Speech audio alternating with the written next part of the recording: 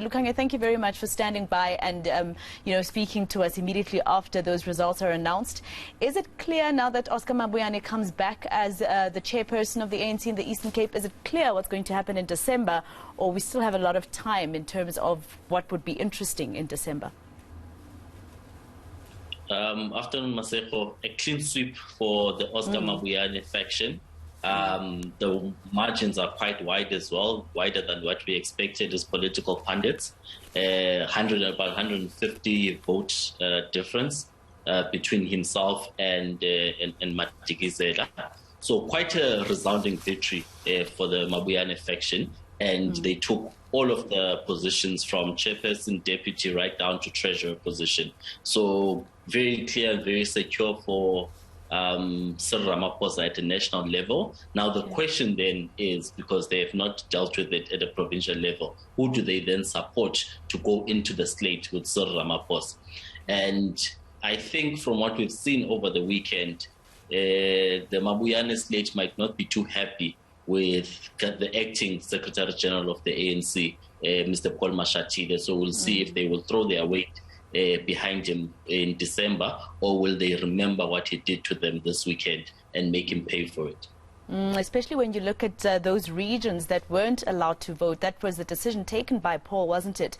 Because of the court saying that they couldn't participate, like your Dr. Gabusana region, some of them apparently arriving this weekend when they were told that they cannot vote. So I'm assuming you're talking about issues such as that when you talk about Paul Mashatile.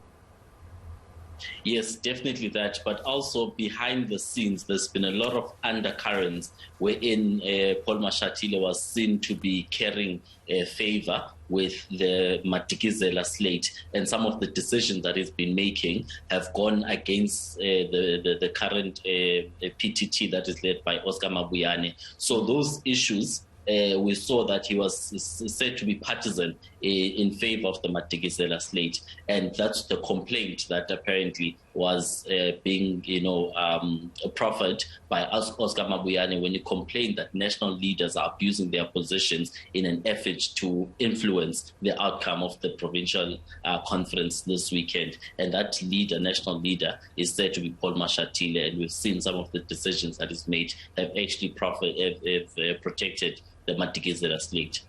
I mean, at least this year we didn't see a festival of chairs, isn't it? But just to tell the viewers why the Eastern Cape is important for what happens with the ANC nationally in December.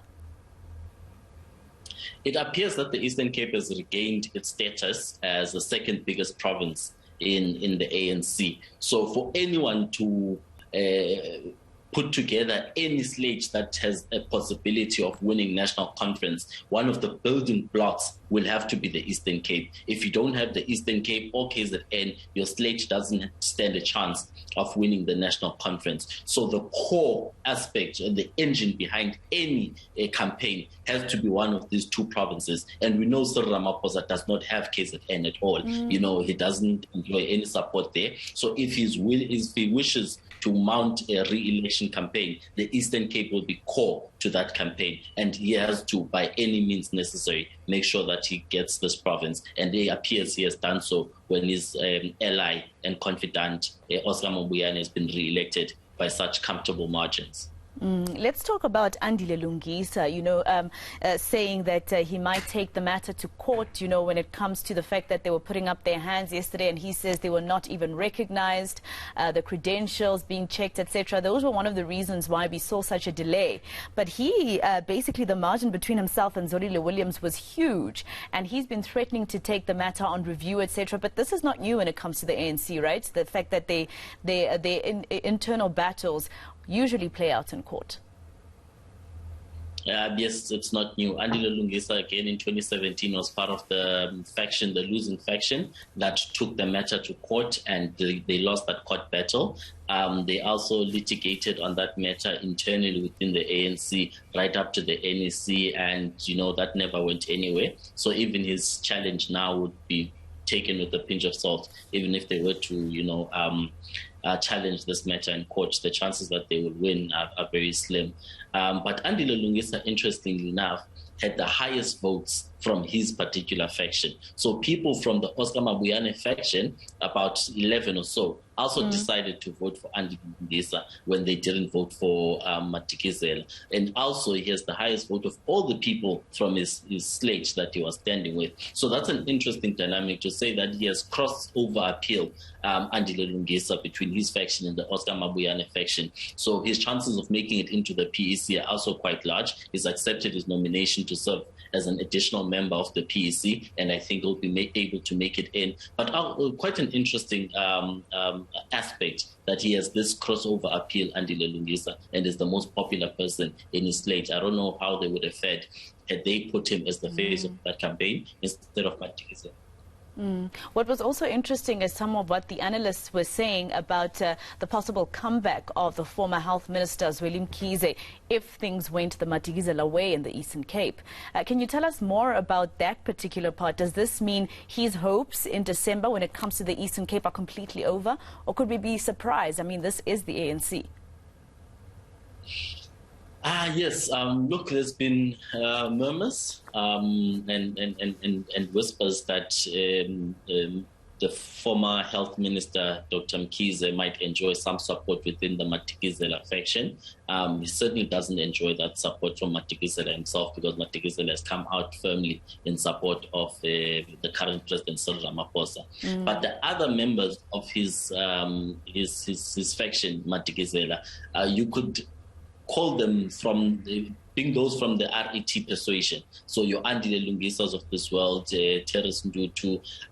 But there doesn't appear to be synergy as well within that faction as to who to support and throw their weight at a national level, because Terence Ndutu was speaking about the generational mix, which we know that's the campaign for Ronald Lamola for the deputy presidency of the ANC. And then you have Andile Lungisa himself that never came out and specified who he supports, but we know he definitely doesn't support President Ramaphosa. He was asked about it, whether he would throw his weight behind Ramaphosa, and refused to give an answer, which is in itself telling. So there doesn't appear to be that synergy. But Dr. Mkhize's support within the Eastern Cape probably going to be limited to a particular region again, but not the province. The province won't throw its weight behind it. It's going to be interesting if he comes up in KZN in particular, because I do understand that over there he is quite supported. But Lukhanyo, I want to talk about, if you could just assist me, the fact that his name is being thrown around as a possible candidate nationally in December. Looking at some of the allegations that have been leveled against him, we know that there's no court of law that has found him guilty. We can accept that. But his name is tainted. And does this speak to the ANC itself in terms of, seemingly being a party that harbors corruption, etc., within the party? The ANC is a political party that has very weak moral rectitude. We've seen this with the name of Dr. Mkhize being proposed for the position of either president or deputy president. We saw it with Zandile Mede getting re-elected in eThekwini region, Mandla Sibi getting elected in Mpumalanga as a provincial treasury while he's facing double murder charges in court. We see it now in the Eastern Cape province, where two people, Phumlani Mkolo and Sindiso Gomba, who are currently in court facing charges of theft with regards to the Nelson Mandela funeral.